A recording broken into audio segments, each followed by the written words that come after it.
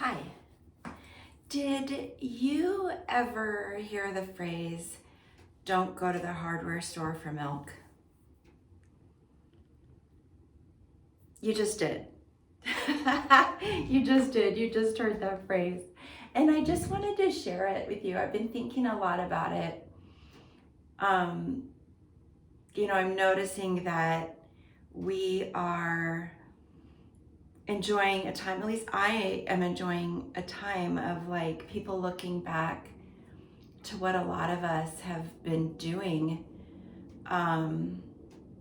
with our makeup, with our lives, kind of Gen Xers, and especially the early Gen Xers. We got so much grief back then in the 90s about how we just, we weren't yuppies. We never became yuppies. We didn't. I suppose some people did. I don't think they're called yuppies anymore. And we don't even have to have these labels. Like, the labels are not entirely helpful. But I've been thinking a lot about this. I've been kind of reclaiming hair, messaging, skin healing and relationship with that. So if you've been seeing any of my videos on that, you know what I mean. This is a big part of body peace yoga, is like figuring out what is the truth. It can be kind of elusive, and also what is our relationship to self? What is our self? What is our, in yoga philosophy, it's called higher mind and lower mind. It to me, that's a helpful concept, but it's not like, for some people it might not be that welcome. But basically, lower mind is thoughts, opinions, beliefs, likes, dislikes, and sometimes we can get really, really locked in that. Memories, and so much of what I've been reflecting on lately, I think it is kind of in the lower mind layer. And when I think of lower mind, to me, a more helpful way of considering it is that part of my mind that is very much formed in real time by the inputs that I'm getting. So like all the things that people are saying, or things that I'm reading, or things I'm seeing, or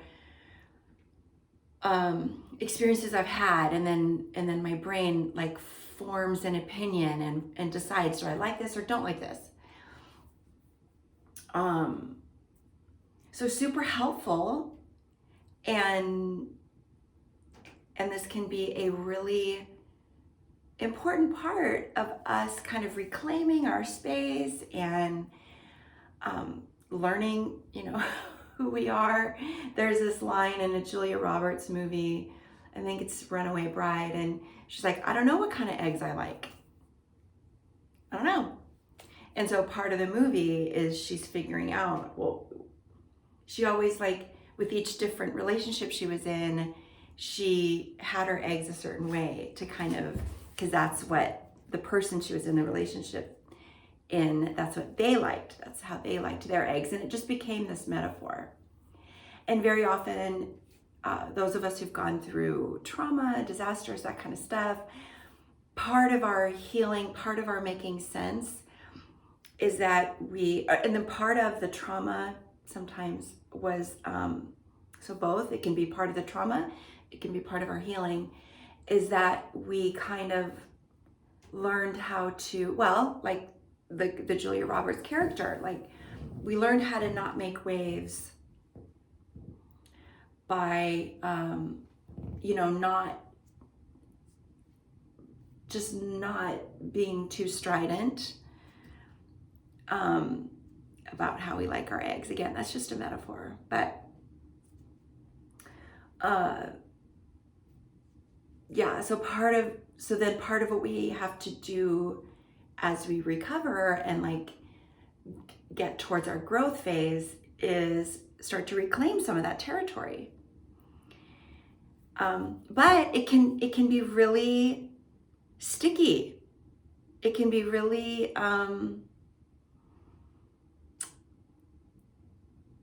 it can lock us in.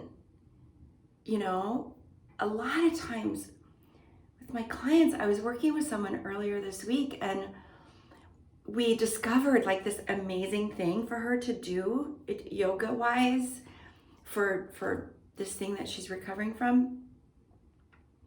And it was great. It was really cool, and it wasn't going to hurt her, and it was something that her body, really responded to. And then her lower mind, her likes, dislikes, opinions, preferences, threw up this objection. It was something like,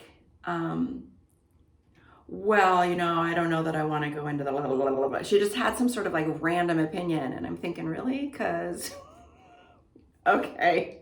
Because you just made a really important discovery right there. And that's okay. We can work on it.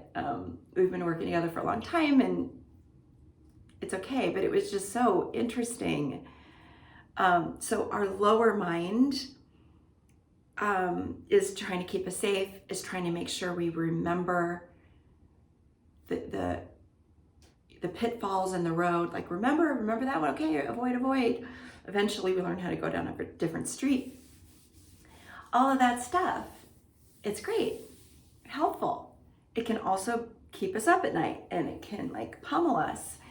And sometimes these opinions are about ourselves, or maybe the opinions are like part of an eating disorder that we've pretty much gotten over, but then there are still like these things that pop up. It can be, anything like that. It can be like a remnant of trauma or abuse, and it just can like, it can be pretty relentless. And so there's a reason for that. It's keeping us safe. It developed way back in the day, and now it's still just like here. And so part of our work is we learn how to sift through a lot of that. And we learn how to sift through, okay, is this a preference? So like, I don't like eggs, I don't digest them, but it's like, is this a preference I prefer? So in my case, before I understood eggs are not for me, I only liked well done scrambled eggs. Or a hard-boiled egg, just the white part.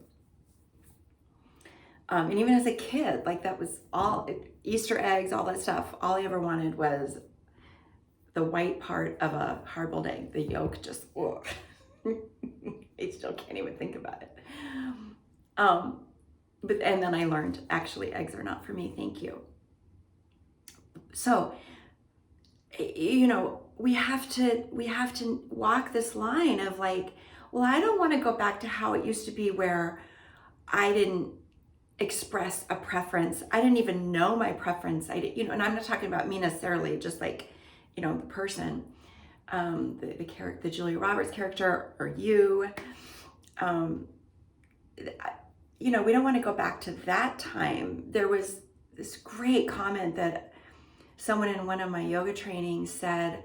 We were talking about like this topic, but like how do we, as yoga teachers and yoga therapists, how do we keep our own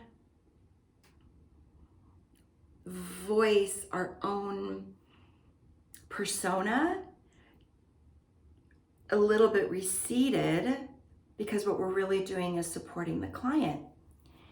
And same thing in coaching, like we learn that a lot. And what's nice is that we learn like specifically what things to say and how to say them. So it really, really works. But she said, I just found my voice. I just found, and I think she even said, and I just found my ego.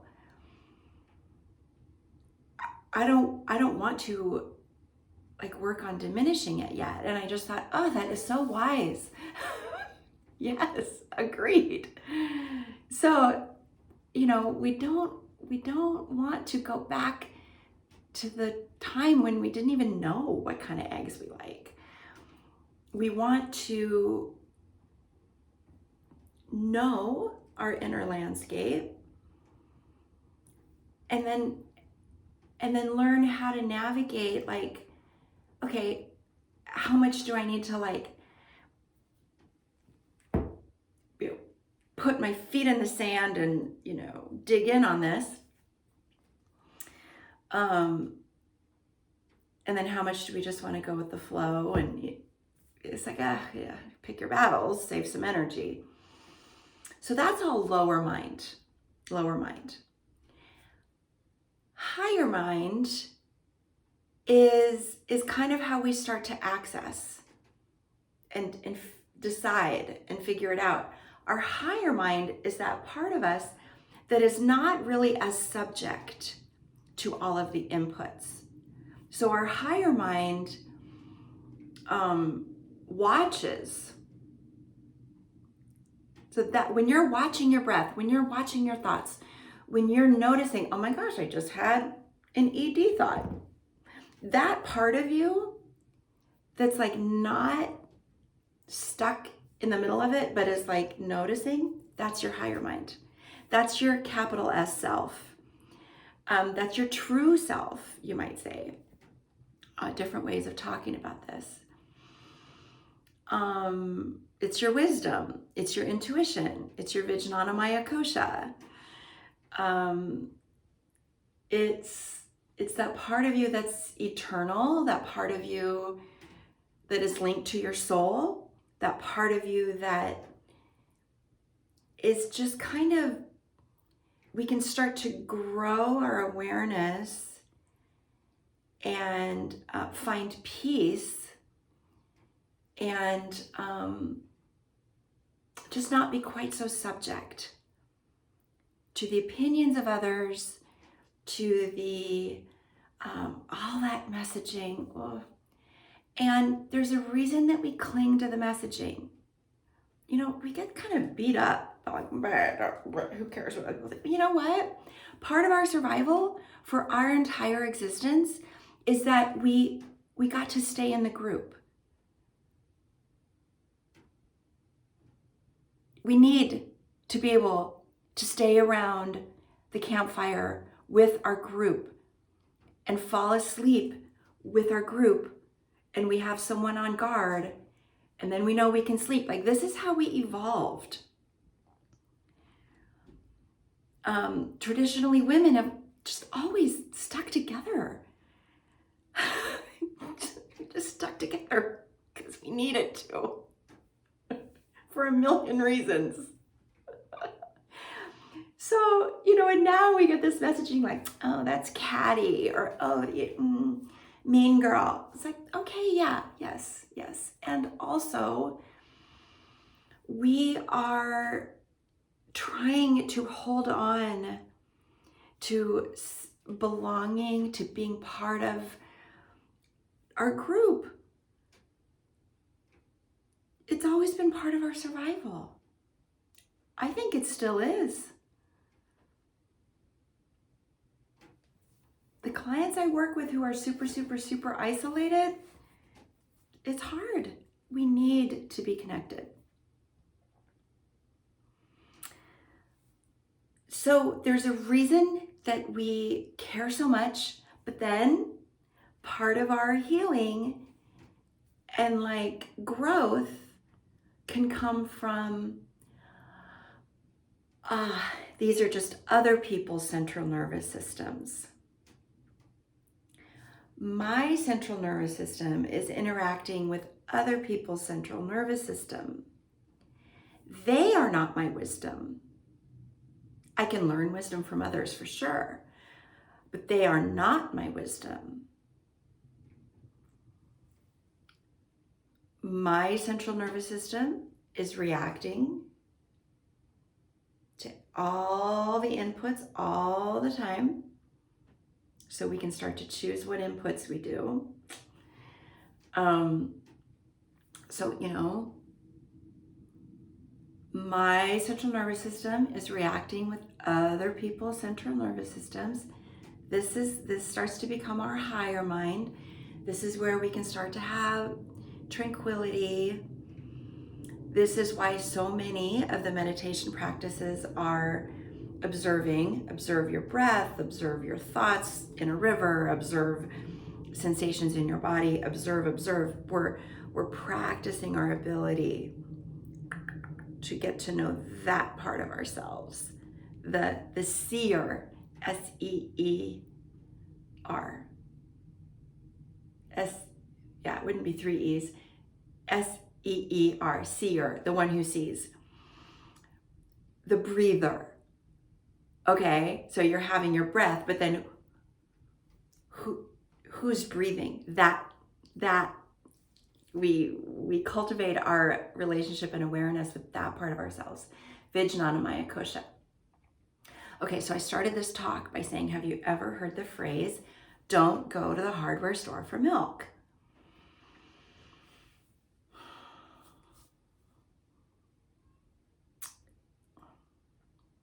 So many of the opinions and sentences and comments. Oh, hi, Mischief. This one boy in 7th grade, I was just being me. My mom had already died. I had already gone through a couple of really, really awful things. So I was just like, doing my best. I was a 7th grader. And this boy that I really liked him, and I really cared about his opinion, and I considered us friends, and we ended up dating a little bit in high school. But in 7th grade, he said, Cammie, you're such a pushover. What are you even talking about?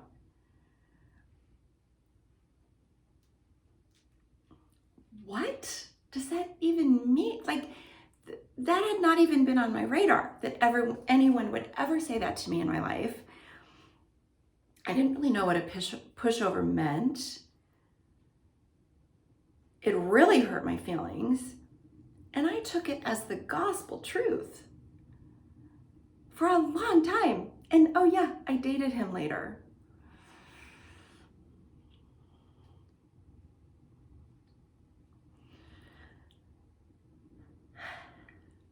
Now I understand that was a 7th grade boy. He was just, who knows where he learned that phrase. He might not have even understood what it meant either. Maybe he meant it as a compliment. Maybe he was trying to flirt with me. I don't know. We're not friends anymore, so I can't talk to him about it, and that's okay. But that was an example. That was like such a clear example of, I took it as milk. Now again, I don't agree with Jerry. Jerry doesn't agree with me. So for me, it would be like soy milk. But it's like, I took it as utter nourishment to bring into all the tissues of my psyche what he had just said to me. And in general, just like his opinion. And that was a pattern. And there are reasons for that. But how interesting. Don't go to the hardware store for milk. You're not going to find milk at the hardware store. I think these days you'll find soda in a case, but you won't find milk, pretty sure. So if you need milk, go to some place where you will get milk. So tying all of this back to our lower mind, Manamaya Kosha, we can look really carefully at, discerningly. We can discern. Okay, what have all those inputs been? I thought they were milk. Turns out I was at the hardware store. So it wasn't milk. It was like a wrench and a hammer and I don't know what else you get. What do you get at the hardware store? Some Velcro? I don't know. So that's what I was getting. Thank you, higher mind. Vijnana Maya Kosha, my wisdom, my intuition, the part of me that observes. Now I'm able to parse it out. Okay. Can put these things in their place. For me now, over time, this is how I've gotten to, it's called forgiveness. That word is so loaded. But this is the mechanism I've been able to use to get to forgiveness. And I was not interested in forgiveness for decades. So I'm certainly not going to rush anybody into forgiveness. And then there came a point where I was ready.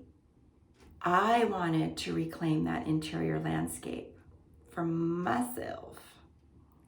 And I just didn't want these things to be carried forward.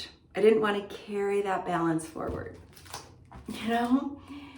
So I worked on this thing that we call forgiveness, and it was with some of this work I was able to say, okay, that was a hardware store, that was a gardening store, that was a whatever, that was this 7th grade boys' central nervous system and voice box forming words. That doesn't mean that needs to be part of like my very essence.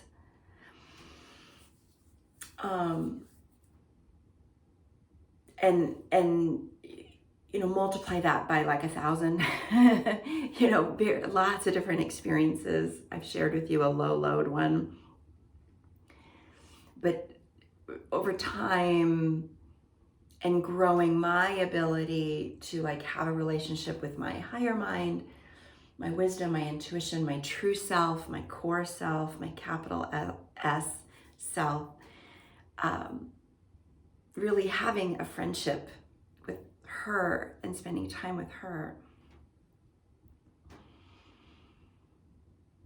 That's how I've been able to kind of do this thing that we call forgiveness. And for me, the more important part is that it's just helped me learn to recognize, oh yeah, it wasn't milk, it was something else.